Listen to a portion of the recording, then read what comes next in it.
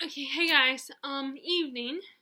This is my third attempt. That's why I'm kind of out of breath right now. My dad interrupted me.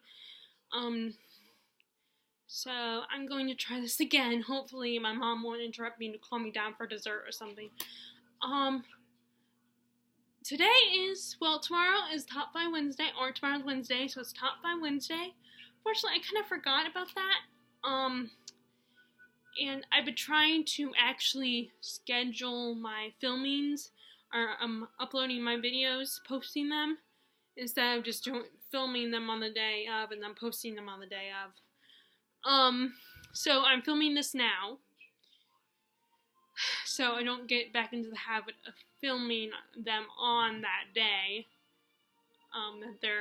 That I would want to publish them. So Top 5 Wednesday is a group created by Ginger Reads Laney and is currently hosted by Sam from Thoughts on Tomes. And this week's topic is authors I would love to write like. So I am one of those booktubers who does want to be an author or is trying to be an author. My only problem is that I can't focus and I get distracted way too easily. And of course it's my own fault and I can easily control that. Just by turning off the TV or going somewhere else and bringing my laptop or a notebook with me. But I also used to write fan fiction, but last Christmas I got a Mac computer, the one I currently use, and unfortunately the Pages program, and when I bought the program for Microsoft Word, for some reason that format would not download into the fanfiction.net site. So it kind of messed me. So I haven't written anything since, and I haven't felt the urge to write fanfiction. I just haven't been inspired to work by any of the shows to write it down. Although I have occasionally have done a little bit of role play with my best friend Terry. And I just haven't been able to, because I could technically publish on Archive of Our Own, which I would like to do, but I just haven't had that momentary urge to write. Like, I'll think about it and then, but then I can't just, like, it's kind of a struggle. So I would like to try to get back into that. And I like to get into that. Continuing to find ways to not let myself get distracted. So these are the first authors that came to mind. But there are other authors. Like, I really love Donna Tartt's writing style. I haven't read The Goldfinch, but I am currently have The Secret History started. I've taken a break from it. I haven't come back to it yet, but I bought The Goldfinch at the used bookstore the other day. I was very excited to see it, and I was like, I have to buy this. And there was actually, their Black Friday sale was buy one book, get two for free. And, the prices aren't that bad anyway. The most expensive book is like $5, $6. So it's not terrible prices anyway. So Donna Tartt, and I really like Marissa Meyer. I like her writing, but she's not on here, but I didn't think of her. I love F. Scott Fitzgerald, Margaret Mitchell, but so far I think the only book of hers I know is Gone with the Wind.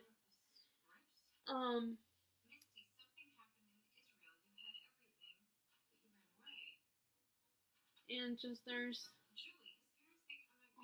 V. Schwab, although I've only read one of her books, but I am going to read Vicious this month. And J.K. Rowling and Cassandra Clare, although I don't since it's kind of more young adult, middle school writing style, I'm a little iffy. Although some of these are still, at least one of these books is still young adult, is YA technically. So, but the writing style I really like. Okay, so let's start with the first one I mentioned, and these are in no particular order. They're not ones I favor over, this first one here is not one I prefer over all the others. It is not one that I like the least. In fact, she's one of my favorite historical fiction authors. And that is Kate Morton. This is one of the first books of hers I read, and I rebought it actually at the used bookstore. Because originally I gave all my copies of her books to my best friend Larissa, because I figured, because she's one of the few friends that I have an idea of what she likes to read, and she's open-minded like I am. And I'm sure, like me, she has her preferences.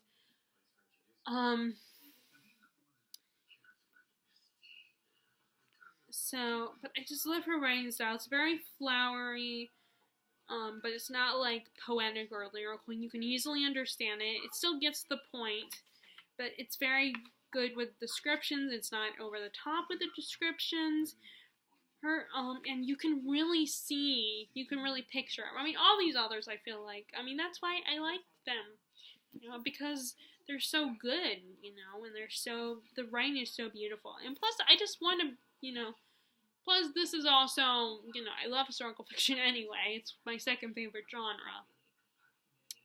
But it's very beautiful. This whole, story is, there's this whole garden in the story, and the way she describes the garden is so, I want to go there. I can really see the garden.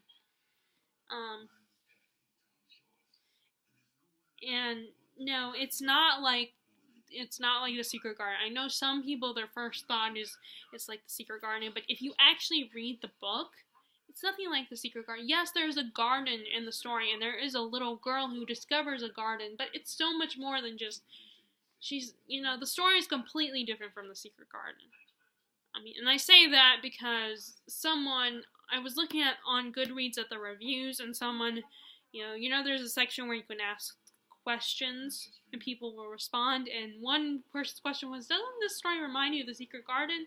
I'm thinking, no, it's nothing like The Secret Garden. The only thing it has in common with The Secret Garden is there's a little girl who discovers a garden. But the stories are completely different. So I love Kate Morton, and if you love historical fiction, then I definitely would recommend. A lot of her books are mysteries, and they're basically stories about modern day women who discover, this person in history that, not an actual historical figure, but this person from the past. They find out about them, and they decide they want to, and they begin, and they decide to learn about them and investigate, and they try to find out what happened all those years ago when they were alive or when they were young, and wanting to understand. And then there's usually some kind of connection with the modern day person, like they are, related to them, or they know someone. The person that they're interacting with in the present is related to them, or something like that. And this is still my favorite so far. But I love all of the books she's written so far. I always check the website to see if she's written any more. So it's also recommending if you like historical fiction. Okay, so the next person I have here on this list is Sarah J. Maas. And this is my favorite book of hers so far. Although I love all the books, all the Throne of Glass books. She just is another author is very good with descriptions. Here's some quotes. "You're no one's subject. Maybe I'd always been broken and dark inside. Maybe someone who'd been born whole and good would have put down the ash dagger and embraced death rather than what lay before. When you spend alone trapped in darkness, Lucian, you find darkness begins to stare back." Those are some of the quotes I really like in this book. This is the second one, the ACOTAR series, and it's the best one. Unfortunately, Court of Wings and Ruin. I still really enjoyed it, but I do agree with everyone else that it has a lot of problems, and the ending was kind of almost anticlimactic, and it was so. And there were things about the ending that were a little disappointing, in a bit, more YA or middle school level. So, but I love her writing, and again, she is another author who's very, very descriptive. She's good with descriptions, and you can definitely picture what's going on. And I love this world that she's created. It's amazing.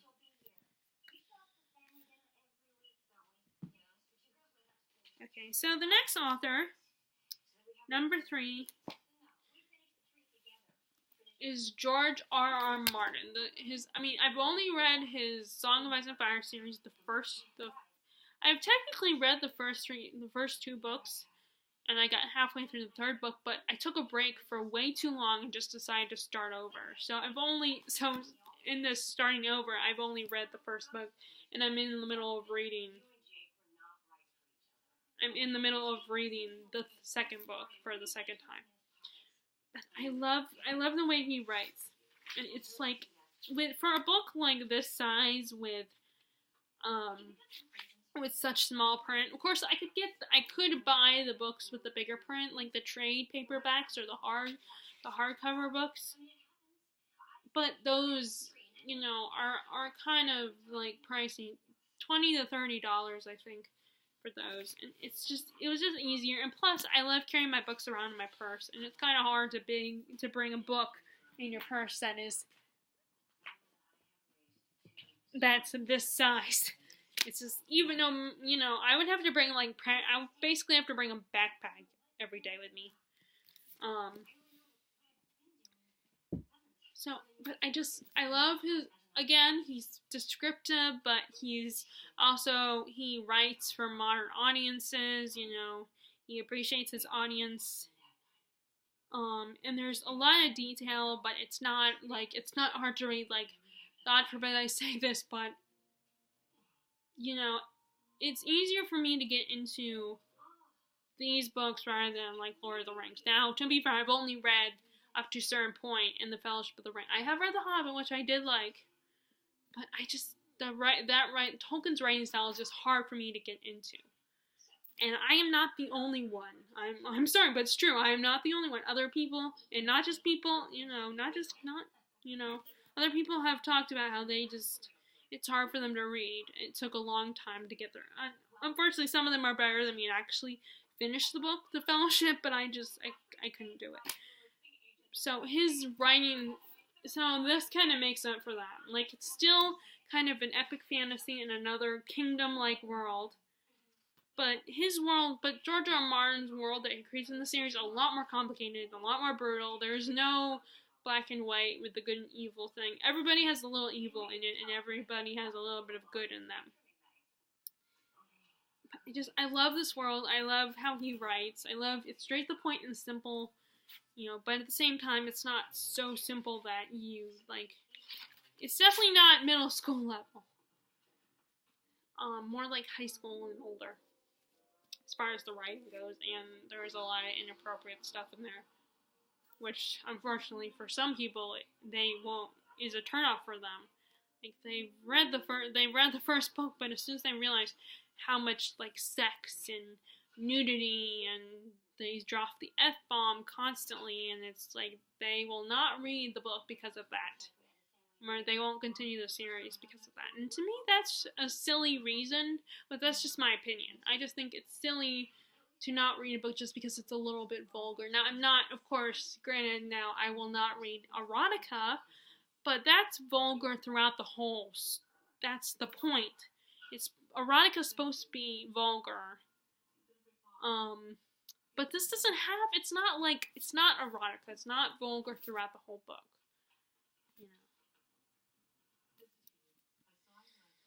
So, but again, this is another author that I love the writing style. Okay, so the next author I have here that I want to talk about, author number 4, is one of the king of horror. No pun intended, pun intended, and that is Stephen King. This is his book, The Talisman, who he writes with Peter Straub. He's another author who's so descriptive and writes a lot of good characters.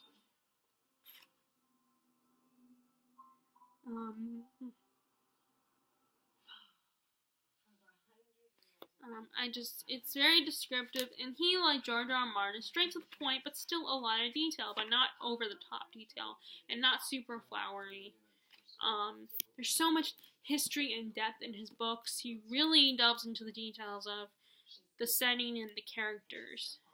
He's amazing at writing characters. I love I love the characters he creates, and it's just he's such a good writer.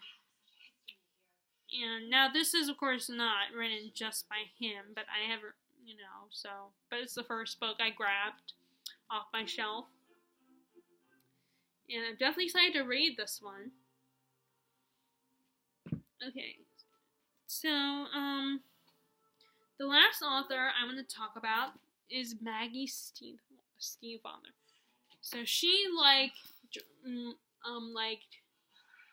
Kate Morton, writes very lyrical, poetic, very lyrical, whimsical writing. Now, I haven't read her other series, but I just feel like this, at least with this series, I've only read the first 2 books, but it's very whimsical and flowery, but again, not over the top.